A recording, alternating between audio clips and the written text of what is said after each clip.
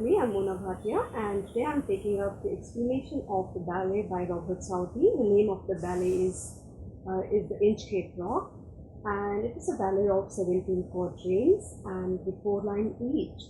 And it gives us a message of divine retribution, or you can also say what goes around comes around. So let's start with the explanation now.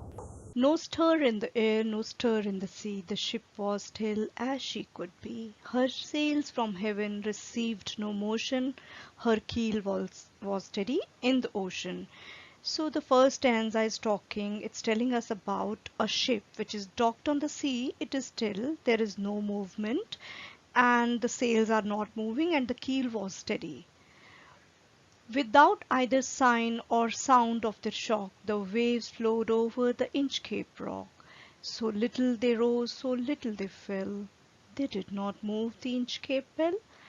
The second stanza explains that there was neither loud noise of the tides nor the sight of the waves. The waves are not noticeable at that time, and they were not very high because the waves were rising silently without disturbing or moving the Inchcape rock. And there without and there was an Inchcape bell which was tied to the buoy. The waves splashed over the Inchcape rocks and the bell without moving it. The Abbot of Aberbrothock had placed that bell on the Inchcape Rock. On a buoy in the storm it floated and swung, and over the waves its warning rung. So in this stanza, you know what? The Abbot of Aberbrothock had placed it so the bells ringing would be heard by sailors and could avoid the rocks or the reef actually when the rocks were hidden by water during the high tides and the rough waves moved the bell and caused the bell to ring.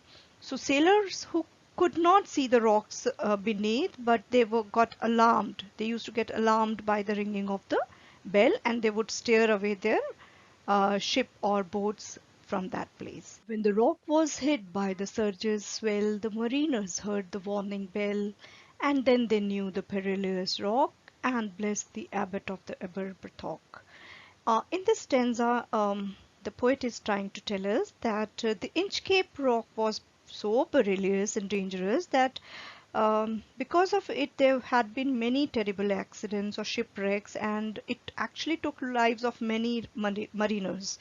So after such incidents, the Abbot of the Aberbrothock placed a bell on a buoy next to the rock, and many a times the accidents were averted by the sea voyagers who were warned by the ringing of the bell just in time, and therefore everyone who got saved because of the ringing of the bell, they blessed and thanked the Abbot of Aberbrothock. The sun in the heaven was shining gay, all things were joyful on that day. The seabirds screamed as they wheeled around, and there was a joyous in their sound. Now, after giving the detailed description about the Inchcape Rock and the reason of installing bell on a buoy by Abbot of Aberbrothock, I want to tell you that the poet starts narrating the incidents of a particular day. That day, sun was shining brightly and everything was calm and peaceful. The seabirds were chirping and they wheeled around, means moving over on the sea joyously. A buoy of the Inchcape bell was seen, a darker speck on the ocean green. Sir Ralph the rover walked his deck and fixed his eye on the darker speck. The Inchcape bell hung on a buoy and was visible as a minute speck over the vast ocean. Sir Ralph the rover was on a ship, was nearby and near the Inchcape Rock, and he saw the Inchcape buoy on the water. Now, who was Sir Ralph? He was a pirate who would rob the ships and cargoes, and this way he had become powerful and rich. Now, on that particular day, he was happy and singing, and he whistled. He felt the cheering power of spring. It made him whistle, it made him sing. His heart was mirthful to excess, but the rover's mirth was wickedness. So now on that particular day he was happy and singing and whistled, and he seemed excessively happy, extremely happy. But that was a wicked smile. Something was brewing inside his mind, something mischievous was going on in his mind, and his mirth was because he was hiding malicious intentions and was jealous of Abbot Brithok, who had been earning a lot of blessings of people. And he made up his mind to remove that bell. All right.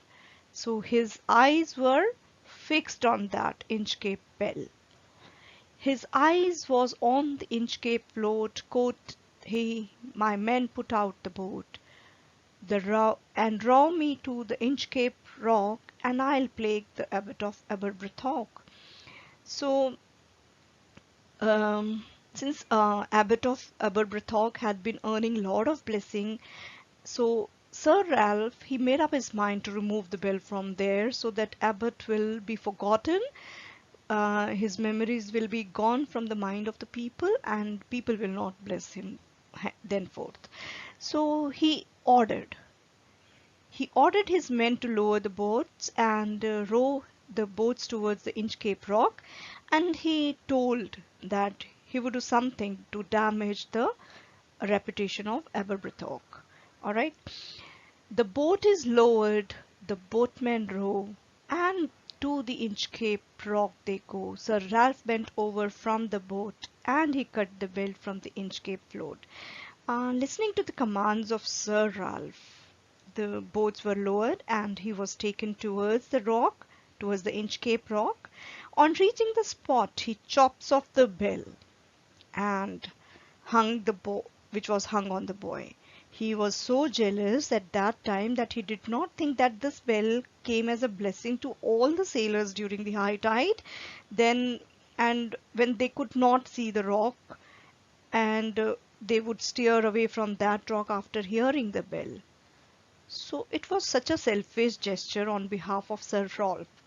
The boat is lowered, the boatmen row, and to the Inchcape Rock they go. Sir Ralph bent over from the boat, and he cut the bell from the Inchcape float. So he cuts it from the buoy, which was hanging on a buoy, because the buoy keeps on moving with the waves, and the bell keeps on ringing all the time.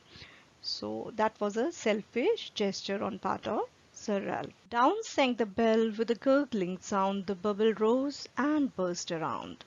Quoth Sir Ralph, the next who comes to the rock won't bless the Abbot of Aberbrithok. Now the bell was chopped off, and it fell into the sea, and it made a gurgling sound on falling. And seeing it fall into the sea, Sir Ralph said that the next one whosoever comes to the rock won't bless the Abbot of Aberbrithok, because now the bell won't ring. So this clearly shows that he was so blinded by jealousy that he could not foresee that he was he was putting the life of many sailors at risk. His jealousy blinded him, and he did not want any of the goodwill or blessings of the sailors to reach Abbot of Aberbrithok. Sir Ralph the rover sailed away. He scoured the seas for many a day, and now grown rich with plundered store, he steers his course for Scotland shore. After this incident, Sir Ralph sailed for many a days, and he traveled freely, and now after looting many cargoes and many ships, he became rich and thought of returning back to Scotland shore. So now it's important. Scotland shore is important because the same shore, near this shore, there was Inchcape Bell. All right, the same reef, Inchcape Rock, was here only. Now you have to know this fact that the Scotland shore is near the Inchcape Rock. So thick a haze of overspread the sky. So thick a haze overspreads the sky, they cannot see the sun on high. The wind hath blowed a gale all day, at evening it hath died away. So in this stanza, the poet is describing the atmosphere, the weather around, a thick haze had spread all over the sky, and it made it difficult, or rather impossible, for the sailors to see the sun even at noon. The sun on high means at daytime, and they were not able to see the sun. The wind was gushing and had blown gale all day, means created violent storm throughout the day, but the storm had died away by evening. All right, the wind had blown up gale all day. At evening, it had died away. By evening, the storm was silent. It had significantly tamed down during the later hours. All right. On the deck, the rover takes his stand. So dark it is that they see no land. Quoth Sir Ralph, it will be lighter soon, for there is the dawn of the rising moon. Now Sir Ralph stood on the deck. Neither he nor his men were able to see the shore due to darkness. But Sir Ralph was optimistic that there would be sufficient light to navigate them towards the shore, as the moon would rise after some time. Canst hear, said one, the breakers roar, for methinks we should be near the shore. Now where we are I cannot tell, but I wish we could hear the Inchcape bell. Now his men could hear the roar of the waves breaking nearby. You know, when you are near the shore, you could hear the waves. They have different type of noise. So his men could hear the roars of the wave breaking nearby. So he concluded that they were near the shore, that is Scottish shore, but he could not exactly tell the exact location, and he wished that if he could hear the Inchcape bell, but on the but as the destiny would have it, all right, so the Inchcape bell was not there. For they hear no sound, the swell is strong. Though the wind hath fallen, they drift along, till the vessel strikes with a shivering shock. O Christ, it is the Inchcape Rock. The wind, actually what happened? The wind drifted and the waves were strong, and the rover's ship struck the Inchcape Rock with a shock. Sir Ralph the rover tore his hair. He cursed himself in his despair. The waves rush in on every side. The ship is sinking beneath the tide. Now, now Sir Ralph realized his mistake and tore his hair. As sometimes ago, what he's done? He himself cut off the bell, and now his own ship had hit the Inchcape Rock, and his ship was going to sink with him, with his plundered good and all his men. Now the hull of the ship hit the rock, and the ship started sinking. The water started gushing inside. All right, Sir Ralph cursed himself, and he realized that it was his own doing, as we say in Hindi, karma, that, it's your own karma that he will have to face now. In agony and in frustration, he started pulling his hair. But even in his dying fear, one dreadful sound could the rover hear. A sound as if with the Inchcape bell the devil below was ringing his knell. Now the last stanza reminded him of his heinous misdeed, and now he could hear the sound of the devil's knell, actually Inchcape's bell again, but this time it was the sound of the devil ringing his knell before the death of Rover. However, earlier its sound was to safeguard the sailors. The same bell now which was meant to save lives of mariner, it was silent. But still, Sir Ralph was able to hear a bell which was devil's knell. All right. So during the last moment of his life, he heard the bell, and it was a sound of bell ringing for his own death announcement. So beautiful. How beautifully the poet, has put two contrasting sound of the bells here. Though the Inchcape bell was silent, but the devil's knell was, Ralph was able to hear the devil's knell. Sound of Inchcape bell to save life, and the sound of bell made for the death announcement of Sir Ralph. I hope you enjoyed the explanation of the ballet, The Inchcape Rock by Robert Southey. The next thing that I'm going to upload is the poetic appreciation of the same ballet. Now, if you haven't subscribed to my channel, please do so and share it widely with your friends.